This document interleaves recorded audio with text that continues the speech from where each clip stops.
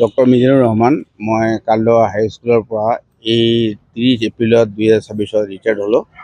60 বছৰ পূৰ্ণ কৰিলে আৰু ৰিটায়াৰ হোৱাৰ পিছতে এটা অসম চৰকাৰে এটা ভাল পদক্ষেপ লৈছে। এই পদক্ষেপত মোৰ আকৌ এবছৰ চাকৰি বৃদ্ধি হ'ল।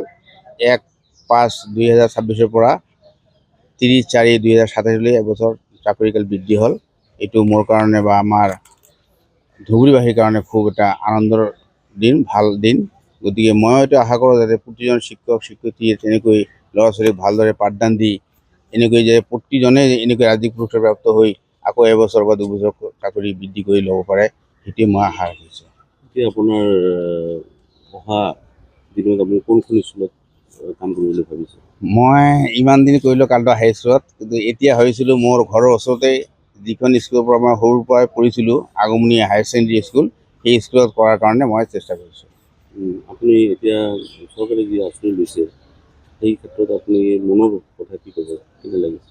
খুব ভাল লাগিছে, কাৰণ এই চৰকাৰে যিবিলাক আঁচনি লৈয়ে আছে সেইবিলাক প্ৰতিটো আঁচনিয়ে আমাৰ কাৰণে খুব ভাল লগা।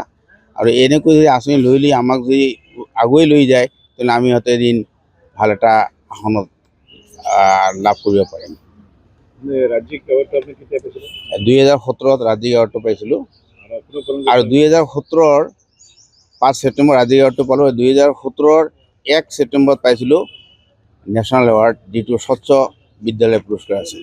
সেইটো আমাৰ বিদ্যালয়খনে পাইছিল।